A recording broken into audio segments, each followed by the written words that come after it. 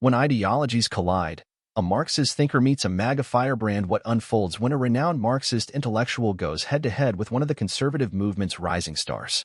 Can ideology rooted in theory stand firm against real-world conviction?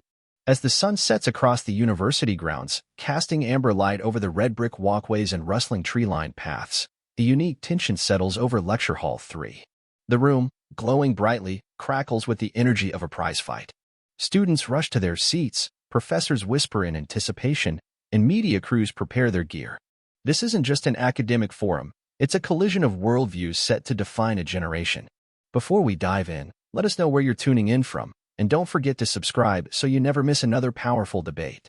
Inside the hall, the lights dim, save for two focused beams on the stage. All eyes fix on the opposing figures. On the left stands Professor Richard Wolff, silver-haired, sharp-eyed, and steady, a veteran economist whose calm posture reflects years spent analyzing the inner workings of capitalism. A thick bundle of notes rests beneath his hand, signaling a meticulously prepared case. Facing him is Karoline Leavitt, young, poised, and fierce. She holds no papers, no devices, just a single pen and an unflinching stare. She's not here to theorize. She's here to challenge, to represent a voice often dismissed, to fight not with scripts, but with fire. What was billed as a scholarly discussion swiftly turns into one of the year's most riveting ideological confrontations. The tension is palpable. Spotlights cut through the dim room, illuminating the intellectual arena. The air feels tight, stretched like a bowstring just before release. Then, the moderator steps forward, a distinguished political science professor, tall and composed, his voice resonant and deliberate, as if plucked straight from a historical documentary. "Ladies and gentlemen," he says, scanning the audience, "in times as turbulent as ours, consensus may be rare, but what matters most is the courage to engage. Clash of visions, capitalism on trial in a generation-defining debate. That's exactly why this debate exists," the moderator announces, his voice echoing across the packed hall. "Not to smooth over our differences, but to confront them, directly and unapologetically." He steps aside, motioning toward the two figures at the center of the stage. The spotlight sharpens. The air feels thick with expectation. "We're honored tonight to welcome Professor Richard D. Wolff," he continues. "A leading economist, founder of Democracy at Work, and one of the most outspoken critics of contemporary capitalism." A polite round of applause follows. And opposing him, Karoline Leavitt, a rising force in American conservatism, former White House spokesperson under President Donald Trump, and a powerful voice redefining how Generation Z understands politics and power. He pauses, letting the moment settle. The question before us tonight cuts to the heart of our times. If capitalism is indeed in crisis, as critics claim, what should replace it? Professor Wolff, what economic model do you offer? And Miss Leavitt, should America chart a new course, or double down on the one that made it a global powerhouse? Silence. The room holds its breath. Professor Wolff rises slowly, lifting the microphone with care. His voice is deep, deliberate, almost theatrical in its weight. "American capitalism is collapsing under its own contradictions," he begins, sweeping the room with a piercing gaze. "It breeds obscene inequality, exploits labor, and leads us toward stagnation.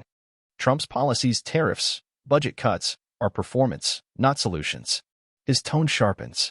"The true alternative is worker cooperatives, businesses owned and operated by the workers themselves, eliminating the capitalist class altogether. Germany offers real-world proof of this model's effectiveness, fairer, more productive, more sustainable." He pauses, a faint smile flickering as he glances at Leavitt. Trump doesn't grasp this concept. He governs for the elite, not for everyday Americans. Scattered applause rises. Some students nod vigorously. Others cross their arms. The ideological divide in the room is now fully visible. Then, heels clicking lightly, Karoline Leavitt stands. Her posture is relaxed, but her gaze is razor-sharp. She walks toward the podium with calm precision. "Professor," she begins, voice ringing with clarity, "your ideals may sound poetic, but reality doesn't wait for utopia." A hush falls over the hall. Even Wolff watches her closely. "Worker cooperatives," she repeats. "It's a lovely theory. But let's be honest with this audience. Can you name a single American worker-owned business operating at the scale of Apple, Boeing, or General Motors? Just one." Gasps and whispers ripple through the crowd. Wolff opens his mouth. "There are smaller cooperatives, in Europe and here. It's about reimagining society's structure, he says, though the confidence from his opening has faded. Leavitt doesn't hesitate. Societal reimagining doesn't pay rent, she says coldly. While you're dreaming of democratic workplaces, Trump's tariffs helped bring back over 50,000 manufacturing jobs. In places like Ohio and Wisconsin, new factories didn't just open, they saved lives. She takes a breath, letting her words settle. That's not theory. That's boots-on-the-ground reality. That's America. Silence follows. Then an eruption of divided applause, cheers on one side, groans on the other. The debate isn't over, but the stage has been set. What began as an academic exercise has become a defining showdown over the soul of a nation. Reality versus theory. Leavitt lands the blow in a battle of economic visions. Karoline Leavitt turns slightly toward the audience, her voice softening just enough to draw them in. Let's be honest, she says. Does a factory worker in Michigan want a hypothetical cooperative that doesn't even exist, or a reliable paycheck today? Applause bursts across the room, first from Trump supporters, then spreading to independent attendees. Even those undecided begin to nod. Professor Richard Wolff tries to retake control. Those jobs aren't sustainable. Capitalism will collapse under its own greed, he warns. But Leavitt doesn't let the moment slip. Her demeanor sharpens, more attorney than debater now. Not sustainable, she repeats, her tone laced with precision. Then why are billions in investments from Japan and Canada flowing into new U.S. manufacturing plants? You call that collapse? Laughter ripples through the hall. Some students glance at each other, murmuring, she's right. Cooperatives sound nice, but how do you actually make them work? Wolff adjusts his glasses, voice now faster, more defensive. He insists cooperatives require time, patience, and state support. But his once commanding presence is slipping. The more he explains, the more abstract his vision seems. Then comes Leavitt's final strike. Professor, she says calmly, if cooperatives are the future, why hasn't a single major company adopted them? Trump's policies are creating jobs today. Meanwhile, your ideas are still waiting for the perfect conditions. She sits, her expression serene but decisive. Wolff remains standing for a moment longer, gripping the microphone tightly. Then, without a word, he returns to his seat. His face tightens. He avoids the crowd's gaze. The lights in the university lecture hall remain bright, but the temperature in the room has shifted. The first round of this high-stakes debate is over, and the audience is electric, buzzing with reactions. Students chatter. Journalists jot down notes. Even some of Wolff's own followers look unsettled. The topic of worker cooperatives, once his stronghold, has become the battleground where Leavitt gained the upper hand. The moderator returns to center stage. A soft glow illuminates his seasoned face. His voice, calm and steady, regathers the room's focus. Ladies and gentlemen, he begins, the exchange you just witnessed goes far beyond theory. It struck at the core of how we structure economies, who owns production, who controls it, and most importantly, who benefits from it. These aren't abstract questions. They impact real jobs, real wages, real lives. He pauses. But in an interconnected world, where companies source parts across continents and compete globally, we must also ask, how do we protect domestic workers while staying competitive abroad? He lets that hang in the air for a moment. This, he continues, is where tariffs come in. Whether you support them or not, they were central to Donald Trump's economic strategy. More than policy, they reflect a worldview, prioritizing national sovereignty in a global economy. He turns to the panel. Professor Wolff, as an economist, how do you assess the impact of tariffs on American workers? And Ms. Leavitt, can you explain why conservatives continue to view tariffs as vital to national interest? Wolff rises again, this time more composed, but with the fire of a man ready to defend his convictions. Trump's tariffs, he says, his voice firm, were a disaster, economically and ethically. He raises a hand, emphasizing each point with slow, deliberate gestures. They were sold as a shield for the American worker. But what really happened? Prices for essential goods, phones, laptops, even groceries, surged. And who bore the brunt? Not China, not Mexico, the American working class. The audience listens intently as the sound of notebook pages flipping fills the hall. In just 1 year, Wolff continues, consumer prices rose 5%. And that's without counting the ripple effects across production chains, service industries, and small businesses. Then he turns to Leavitt, meeting her gaze directly. His expression is clear. The debate is far from over. Economic sovereignty or empty promises. Leavitt defends tariffs in fiery rebuttal. President Trump called it reindustrialization.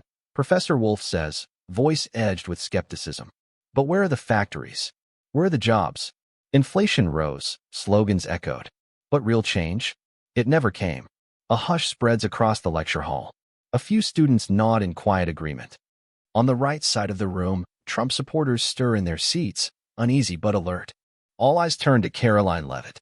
She stands slowly, composed and confident, her expression unreadable. When she speaks, her voice is crisp and unwavering. Professor Wolff, she begins, you're correct about one thing, tariffs can raise prices. But you've overlooked the very reason they're necessary. She walks forward, closer to the audience. Her movements are measured, purposeful. Her tone softens, drawing listeners in. Tariffs aren't perfect, she says, but they send a powerful message. America will no longer surrender its manufacturing base to foreign economies. She gestures as if sketching out a map of the industrial heartland. As a result of that policy shift, over $12 billion in foreign investment has flowed into states like Michigan and Tennessee, places once left behind by globalization. And in just 2 years, we've seen the creation of more than 60,000 jobs. Leavitt turns to face Wolff directly, her voice now sharp, her stance resolute. You say factories aren't springing up? Then come to Indiana. Talk to the men and women clocking in at sunrise. People who can now provide for their families because manufacturing jobs are back, and they're on American soil. The room erupts. Applause echoes, especially from the Trump-aligned side of the hall. Some audience members rise to their feet, clapping with enthusiasm. The cameras pan to Leavitt, her expression composed, yet unmistakably triumphant. Wolff tries to push back, his voice quick and clipped. Those job numbers aren't sustainable. Tariffs risk triggering inflation and weakening consumer power. But Leavitt doesn't flinch. She raises a hand, cutting in with surgical precision. Then explain this. Why is the U.S. economy growing at 4% while Europe struggles to break 1%? She turns to the audience, sweeping the room with her gaze.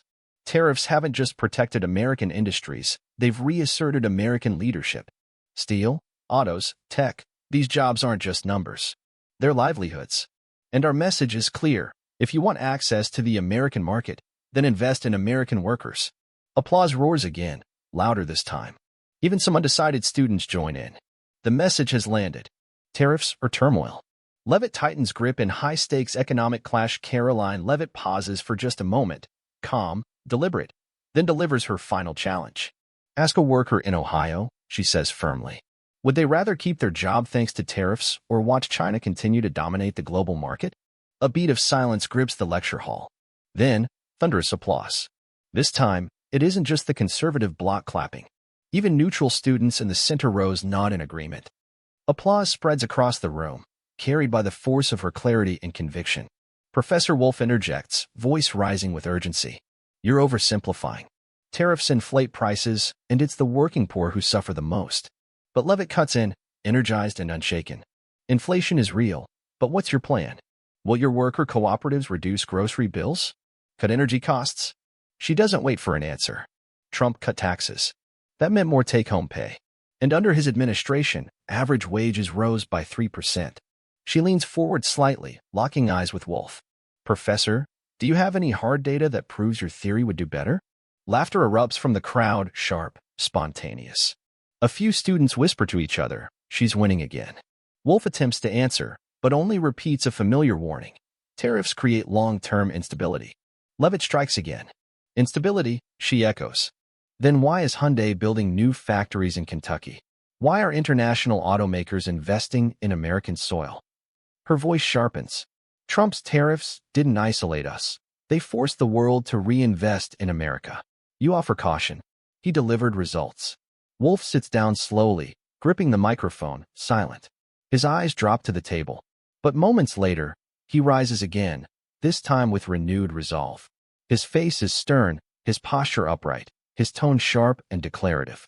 The U.S. economy, he says, voice reverberating through the hall, is teetering on the edge of a major crisis. He punctuates each phrase with crisp hand gestures.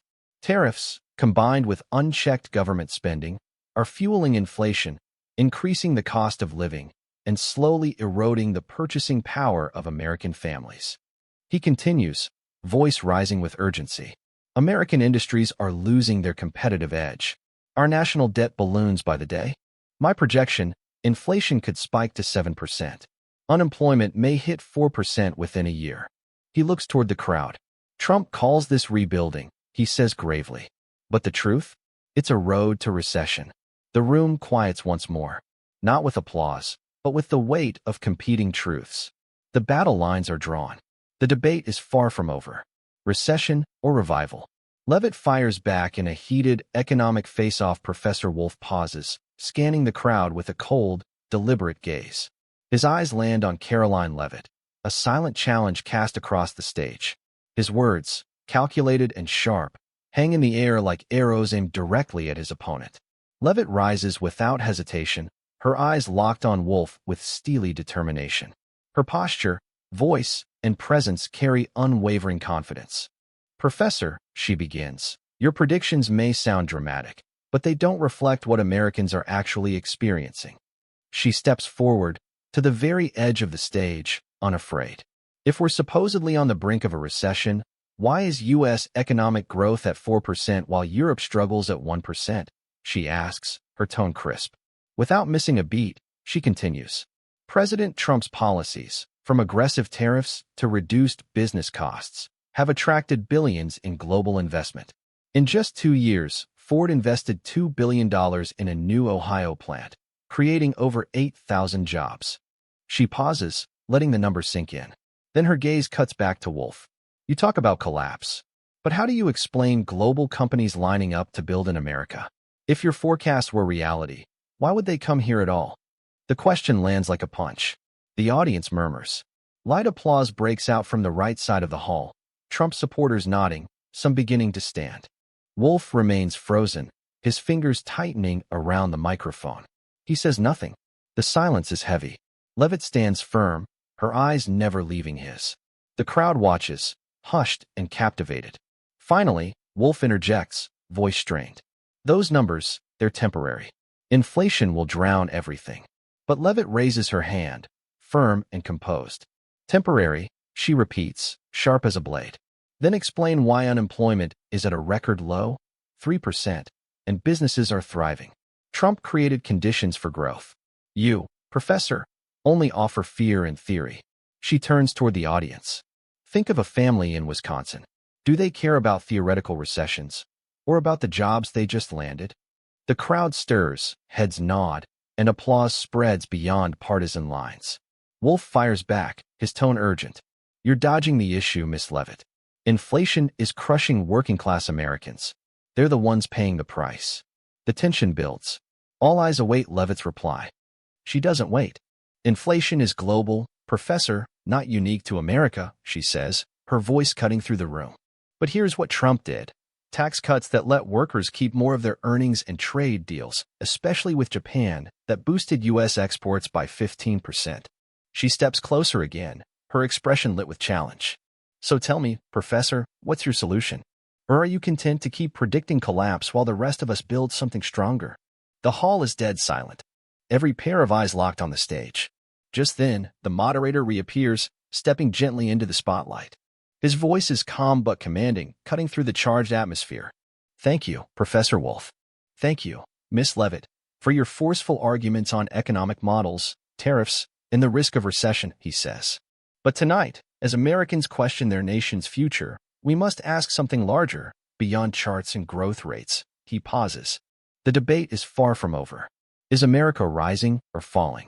The battle over a nation's global standing intensifies. The moderator steps forward, voice steady and solemn. Is the United States preserving its global strength or quietly slipping into decline?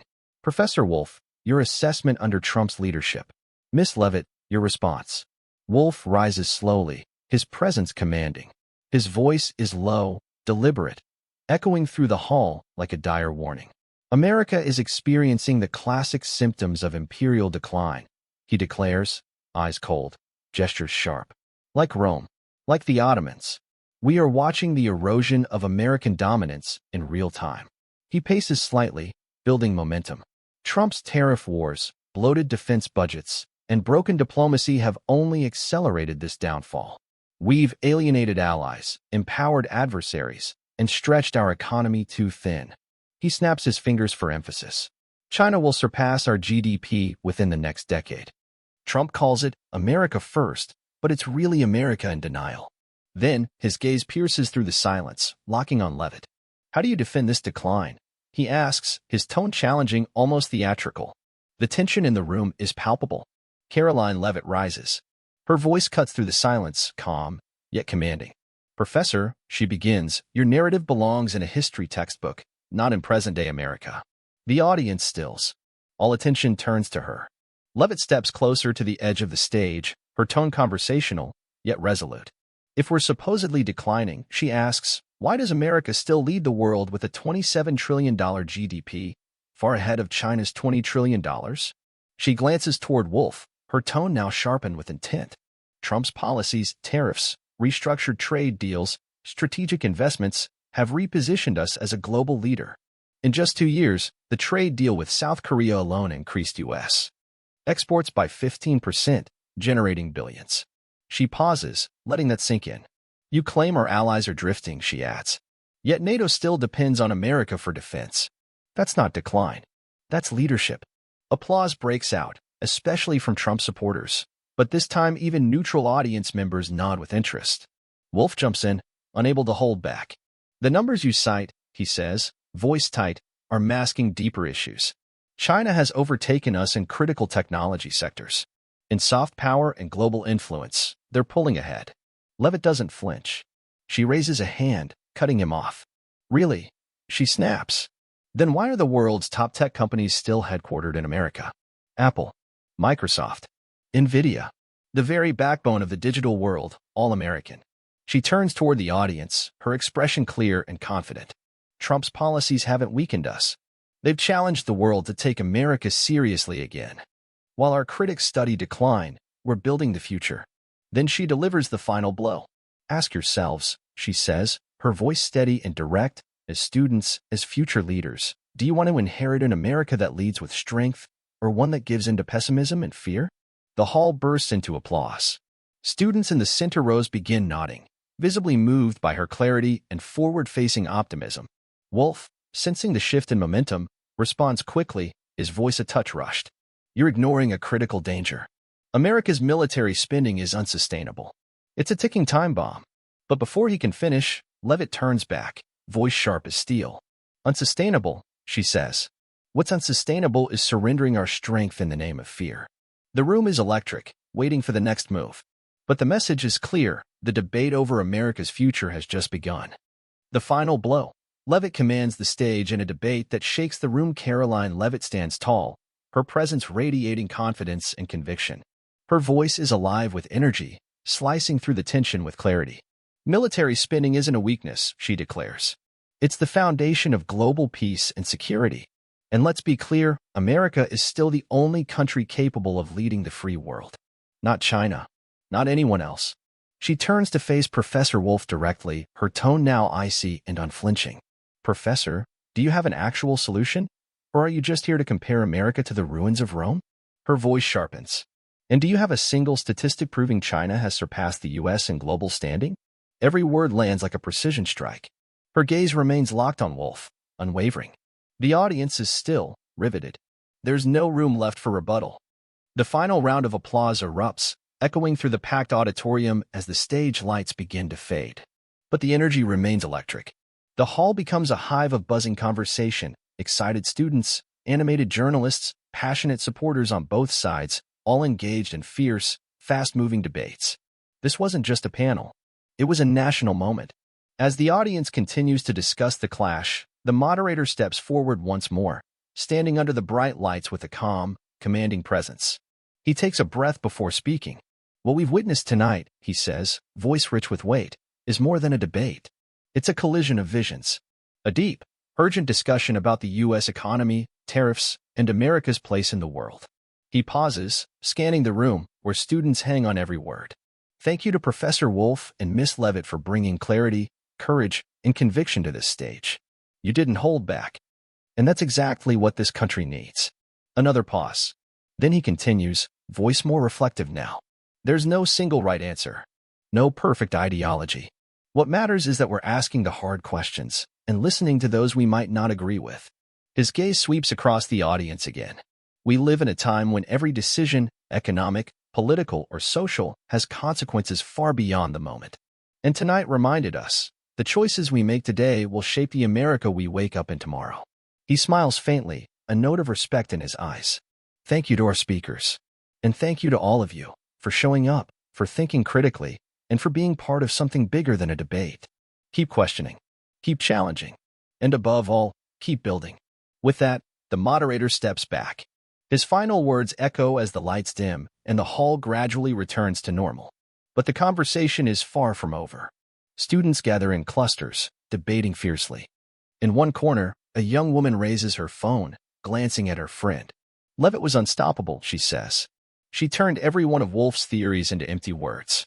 Her friend nods, already uploading a video clip with the caption, Leavitt just redefined MAGA. Across the room, another group leans toward Wolff's message. He's right about inequality, one student murmurs. But Leavitt brought real data. I've got to read more before I decide. In that moment, one thing is clear, this debate didn't end on stage. It just began. After the debate, Karoline Leavitt captures the spotlight.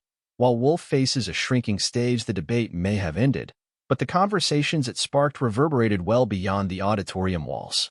Heated arguments, bursts of laughter, and passionate exchanges filled the hall, reflecting both the nation's deep polarization and the critical thinking the event had hoped to inspire. Journalists from CNN, Fox News, and various independent media outlets moved quickly. Microphones and cameras were everywhere, capturing raw post-debate reactions. A Fox News correspondent cornered a young Trump supporter. Leavitt is MAGA's new star, he declared. She showed Wolff that reality beats theory. Meanwhile, a CNN reporter asked a student for their take. She was sharp, the student replied. But Wolff made a valid point about inflation. Clips of these interviews were quickly uploaded, sent to newsrooms, and prepared for that evening's broadcast. On social media, the debate exploded. One of Leavitt's final remarks, Wolff says America is declining? A $27 trillion GDP says otherwise, surged past 1 million views.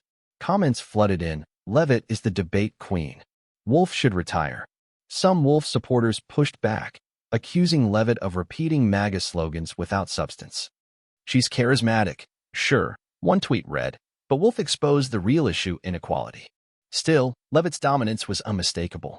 Short clips of her dismantling the cooperative model and refuting the idea of American decline spread like wildfire across TikTok, Instagram, and X, making her the centerpiece of the post-debate narrative. Backstage, Leavitt reviewed her phone, tracking the wave of reactions. An aide leaned in and whispered, "You're trending everywhere." She nodded modestly, but the gleam in her eyes revealed satisfaction. When approached by an independent journalist, she responded simply, "I came here to defend the truth, not attack a person." That single quote, captured on camera, went viral almost instantly, reinforcing her image as composed, confident, and mission-driven. Meanwhile, across the hall, Professor Richard Wolff was surrounded by reporters but offered only a short response. "Leavitt has energy," he said curtly. "But she doesn't understand the depth of the issue." He exited quickly, followed by a small group of Marxist-aligned students, many of whom looked disappointed. A political journalist nearby quietly remarked, Wolff left the stage with fewer supporters than when he walked in. The contrast between the two figures was stark. While Leavitt posed for photos and continued engaging with the press, Wolff faded from view. An economics professor standing with a few students offered a balanced reflection. Leavitt was effective. She made Wolff's theory sound abstract. But Wolff made us confront uncomfortable truths about inequality. There's value in both. Yet, the energy of the room made it clear who had captured the moment. Students began downloading clips of Leavitt's performance to share on Instagram and Snapchat. Her message, strong, clear, and rooted in current data, resonated deeply with the Gen Z crowd. Soon, major headlines followed. Fox News, Leavitt obliterates Wolff in University Showdown. CNN, Leavitt versus Wolff. Economic debate captivates campus and nation. Breitbart, Leavitt is MAGA's new hero. Jacobin, Wolff pushed back against populist rhetoric, but was drowned out. A freelance journalist tweeted, Leavitt didn't just debate, she owned the stage like it was hers from the start. The post racked up thousands of shares within hours. As the crowd trickled out of the hall, the conversations didn't end. One student turned to a friend and said, "I'm not a Trump fan, but Leavitt made me rethink tariffs." Across the room, a quieter group of Wolff supporters gathered, debating how he could have struck back harder, but their words lacked the fire that had once filled the room. The university's backstage now served as a mirror to the nation's divide, but also to its hunger for clarity, leadership, and authenticity. And in that moment, Karoline Leavitt had become the face of that conversation. Back in Washington the next day, Leavitt stepped into her office to a flood of calls. Fox News, Newsmax, even The Hill and Axios requested interviews. A new headline spread across conservative media: "Leavitt turns theory into dust, a star is born." Meanwhile, a college student rewatching the clips posted to Instagram, "I don't agree with everything she said, but she made me want to listen." That's leadership. Karoline Leavitt captures a movement. While Wolff reflects on a changing stage, Leavitt makes me want to get into politics. That simple student post quickly racked up thousands of likes, becoming a reflection of Karoline Leavitt's unexpected but undeniable influence on Gen Z. Her message, practical, confident, and rooted in numbers, had struck a chord. Her media team moved fast, launching a wave of new content emphasizing her strongest debate points: 50,000 new jobs, a $27 trillion GDP, and trade wins under Trump. Their goal was clear: to shape her image as a fearless, data-driven voice of a new generation. Back on campus, a group of economics students gathered for a spontaneous discussion. One remarked, "Leavitt made me realize Trump's policies weren't just slogans. They had real economic outcomes." Another student, not a Trump supporter, admitted, "She forced me to go back and actually look at the numbers behind tariffs and investment." Professors took notice. The debate was being integrated into class discussions, not as a spectacle, but as a case study in modern political discourse. Leavitt reignited student interest in applied economics, one professor said. She brought policy into the classroom in a way that felt immediate and real. Meanwhile, in New York, Richard Wolff sat in his office, surrounded by stacks of books and research notes. He quietly reviewed articles from Jacobin and various left-wing forums. His supporters defended him online, though many admitted the obvious. Wolff was right about inequality, but Leavitt outperformed him with style and clarity. Holding a coffee mug, Wolff rewatched clips from the debate, jotting notes in a worn notebook. Was I too academic? Too theoretical for a crowd that wanted answers? A colleague called to console him. "You were strong, but Leavitt played by social media's rules." Wolff nodded silently. His next task: drafting a new article to clarify his ideas on worker cooperatives and American imperial decline, not to reclaim the spotlight, but to re-engage his base with substance. Meanwhile, the mainstream media ran with the narrative. Fox News, Leavitt crushes Wolff in viral university showdown. CNN, substance versus style. What the Leavitt-Wolff debate says about modern politics. Breitbart, Leavitt, MAGA's new powerhouse. The Nation. Wolff's warnings overshadowed by sound bites. Social media exploded with reactions. A freelance journalist tweeted, "Leavitt didn't just win, she reframed the conversation. That stage was hers." The tweet went viral. As students left the hall that night, conversations continued. One student turned to a friend and said, "I'm no Trump fan, but Leavitt made me rethink everything I thought I knew about tariffs." In another corner, Wolff supporters debated where he lost ground, but their voices lacked the spark of conviction. The university's backstage became a mirror of the national mood: divided, energized, curious.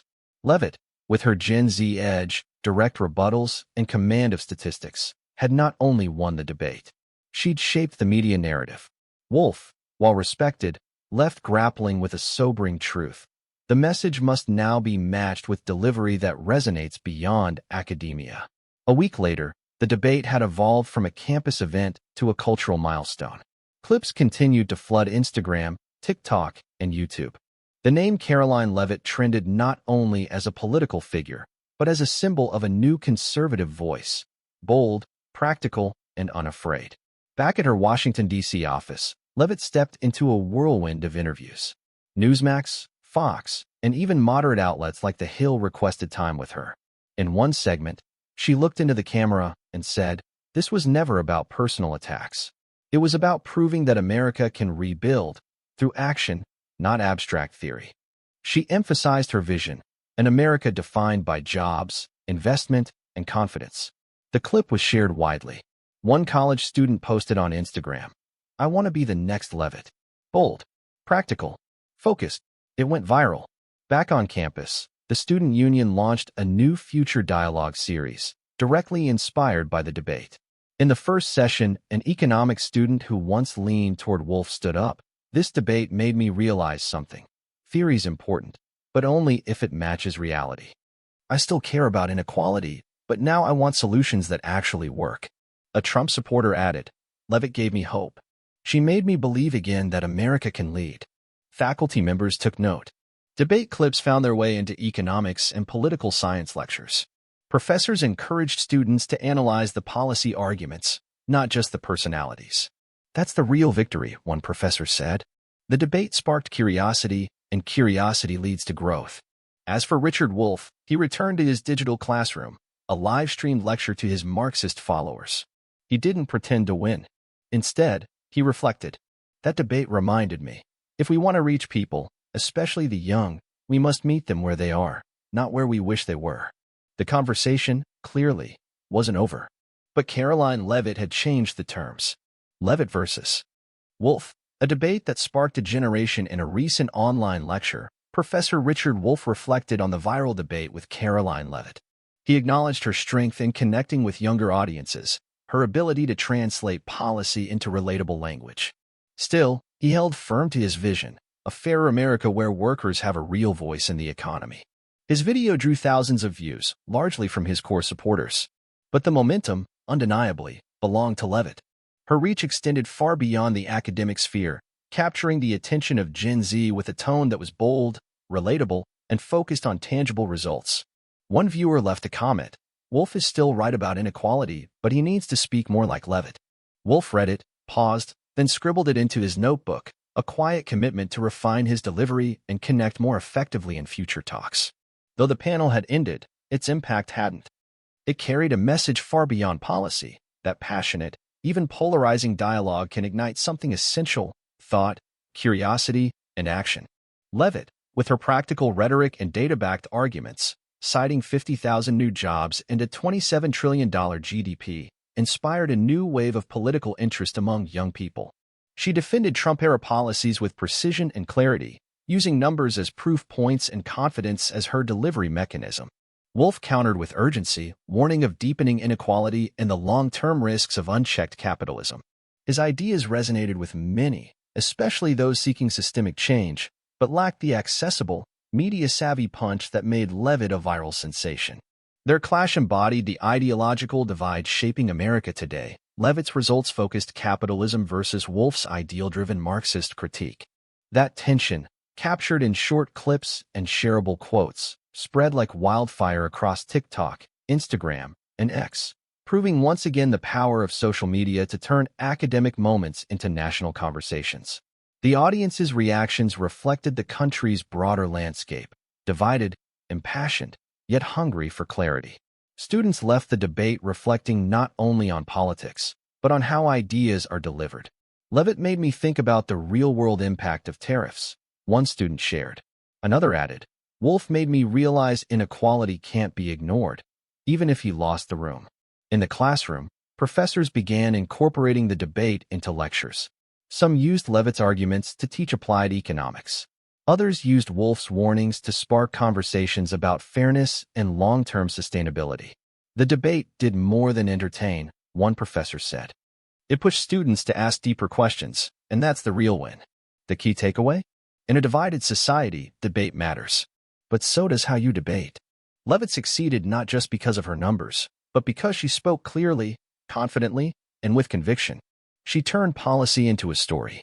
At the same time, Wolff reminded us that even difficult truths deserve space, and that substance must always accompany style. So what can we learn? If you're entering a political or economic discussion, don't just argue. Equip yourself with facts. Make your case clearly and confidently, like Leavitt, and be willing to reflect and adapt, like Wolff. Instead of shouting into the void of social media, join forums, attend community town halls, and ask questions that matter about inflation, jobs, or inequality.